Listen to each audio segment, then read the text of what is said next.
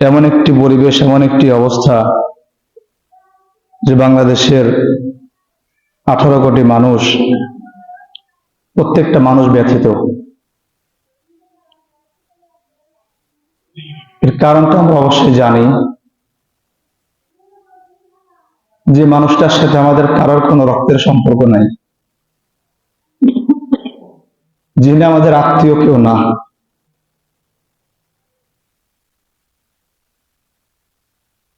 ও কেন যেন মনে হয়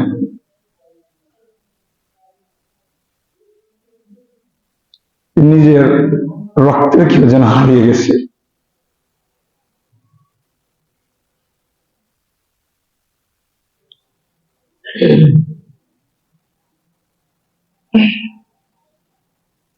প্রকৃতপক্ষে যারা বাংলাদেশের জন্য কাজ করে, এই রাষ্ট্রের জন্য যারা কাজ করে,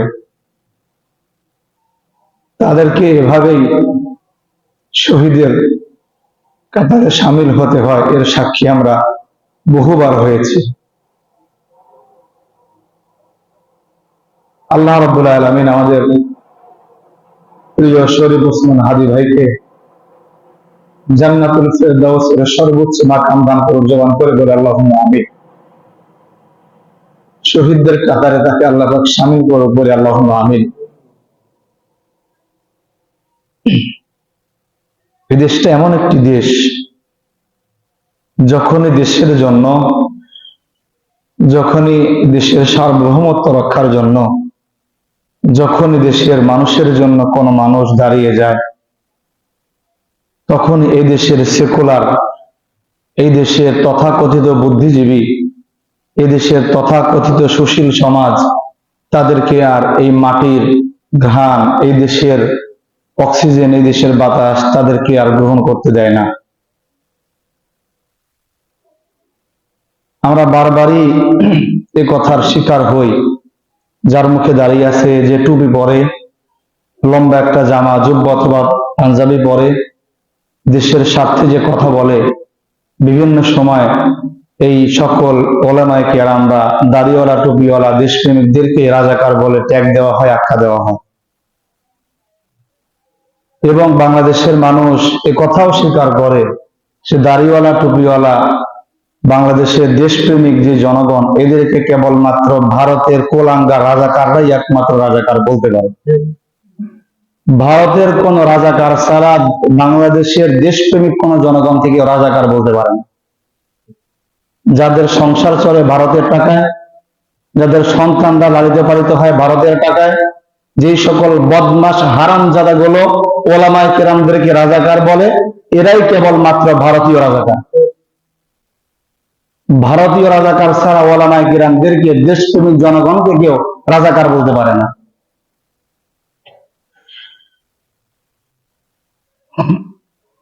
শরীফ ওসমান হাদি ভাই কয়দিনের মানুষ, আমার চাইতে 2-3 বছরে বড় হবে, কারো সন্তান, কারো ভাইয়ের বয়সী। কি অপরাধ ছিল মানুষটার? অপরাধটা ছিল কি? তার অপরাধ একটাই, সে এই দেশের জন্য কথা বলেছে, এই মাটির জন্য কথা বলেছে। তার অপরাধ একটাই, যে সে বাংলাদেশের 18 কোটি জনগণকে নতুন করে বাঁচতে শেখার জন্য উদ্বুদ্ধ করেছে।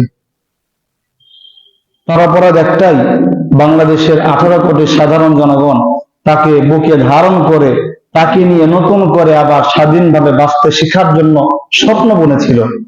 এটাই তার একমাত্র অপরাধ।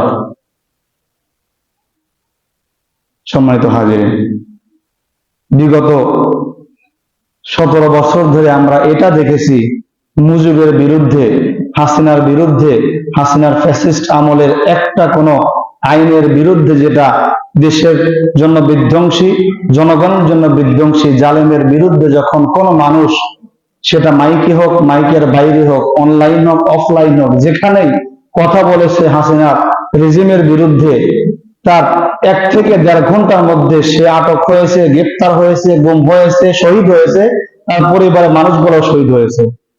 সেই প্রশাসন, সেই আইন শৃঙ্খলা বাহিনী এখনো আছে, সেই ডিবি, ডিজিএফআই, এনএসবি, এনএসআই, তারা এখনো আছে। ওসমান হাদিকে গুলি করার পরে নির্বিঘ্নে তারা পালিয়ে গেল, এখনো পর্যন্ত গ্রেফতার হতে পারলো না। তার মানে এটাই প্রমাণ করে এখনো প্রত্যেকটা রন্ধে রন্ধে, প্রত্যেকটা শিরায় শিরায় ভারতীয় রাজাকাররা এই দেশকে আঁকড়ে ধরে আছে। যদি আমরা বাংলার জনগণ এখনো যদি আমাদের বিবেকটাকে জাগ্রত করতে না পারি, এখনো যদি আমরা ঘুমিয়ে থাকি, এখনো যদি আমরা জাগ্রত হতে না পারি, এখনো যদি আমরা এক একজন বাঙালি মুসলমান যদি আমরা ওসমান হাদির মতো গর্জে উঠতে না জানি, এখনো যদি আমরা আল্লামা সাঈদীর মতো গর্জে উঠতে না জানি, এখনো যদি আমরা শহীদ জিয়ার মতো গর্জে উঠতে না জানি, মনে রাখবেন এই দেশ ফিলিস্তিন হতে, সুদান হতে, কাশ্মীর হতে, আরাকান হতে, মায়ানমার হতে আর বেশি দিন বাকি নয়। যদি এই দেশটাকে আরাকান বানাইতে না চান, যদি এই দেশটাকে আবার ফিলিস্তিন, আফগানিস্তান বানাইতে না চান, যদি এই দেশটাকে কাশ্মীর বানাইতে না চান, যদি এই দেশটাকে সুদান বানাইতে না চান, এখনই প্রতিজ্ঞাবদ্ধ হতে হবে। রক্তের বদলে রক্ত, জীবনের বিনিময়ে জীবন, হাতের বদলে হাত, কানের বদলে কান, দাঁতের বদলে দাঁত, রক্তের বদলে আমরা রক্ত দিয়ে প্রতিশোধ নেব। এই প্রতিজ্ঞা যদি বাংলার মুসলমান করতে না জানে, তওবা করে নেন, আজকে থেকে, আজকের পর থেকে আপনারা এই দেশ আর ঘুমাতে পারবেন না। এটা লিখে নেন। যদি আপনি হাদি হয়ে উঠতে না জানেন, যদি আপনি হাসনাত হয়ে উঠতে না জানেন, যদি আপনি সাদিক কায়েম হতে না জানেন, যদি আপনি প্রকৃত বাংলাদেশের বাঙালি হতে না জানেন, আপনি এই দেশে ঘুমাতে পারবেন না। আপনার রক্ত এই দেশের জন্য হালাল নয়।